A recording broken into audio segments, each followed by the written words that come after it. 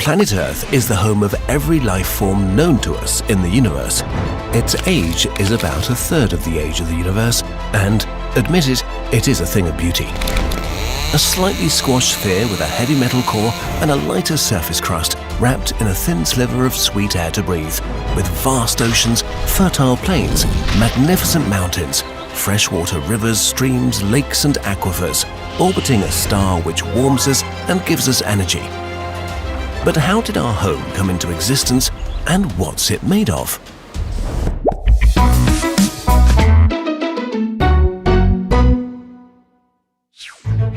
$4.6 billion years ago, Earth was created from the remnants of dead stars that collected in a giant dirty gas cloud. The gas cloud became denser in its center and formed an accretion disk. Small particles started clumping together and building larger and larger objects until they formed the objects we call planets today.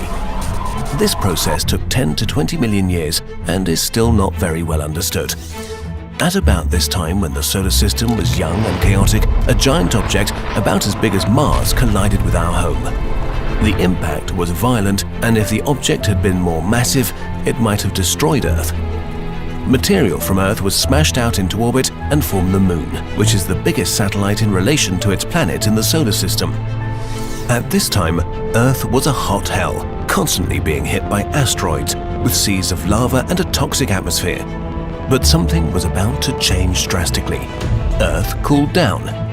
Water from the inside of the Earth wandered to the surface and rained down on Earth, only to vaporize again and become clouds. Millions of asteroids brought more and more water to our planet. All the water on Earth has about this volume compared to Earth. Today, the surface of Earth is 71% water and 29% land. 97.5% is saline water, while only 2.5% is fresh water. The fresh water is 69% ice and snow, 30% are groundwaters, and only about 1% make up the remaining groundwaters. But even this small part is mostly frozen. Only a tiny part of our water is actually lakes and rivers, and an even tinier part is bound in living things. So, gradually the Earth cooled down and the surface formed a thin crust. But inside the Earth, hot rock continued to swirl about, moving the crust from below and breaking it apart.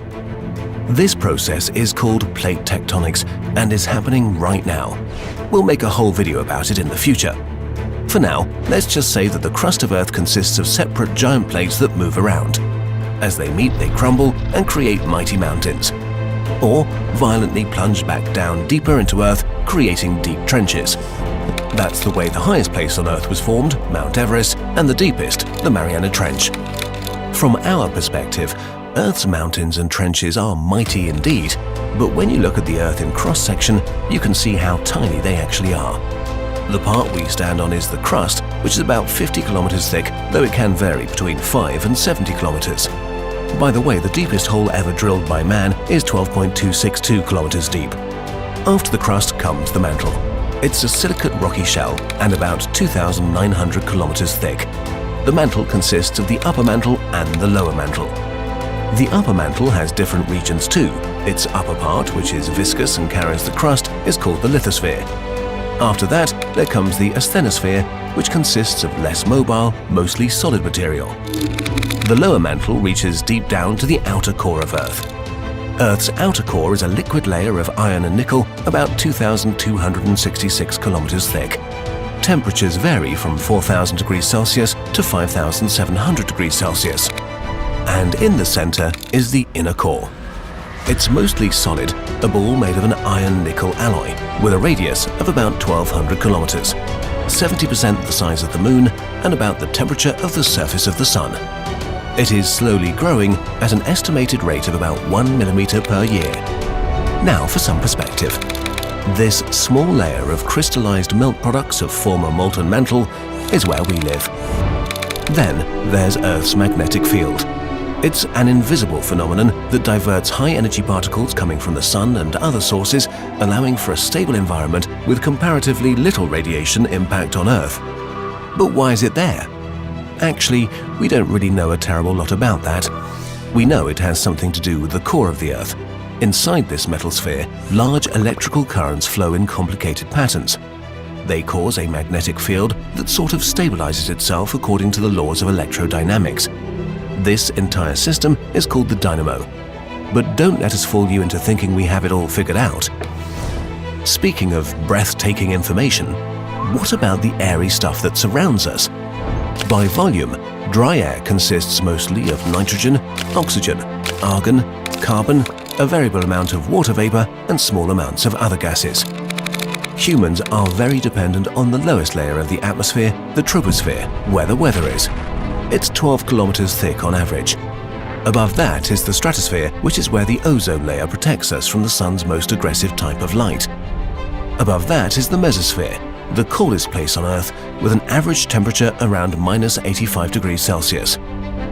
At about 80 kilometers up, the thermosphere starts.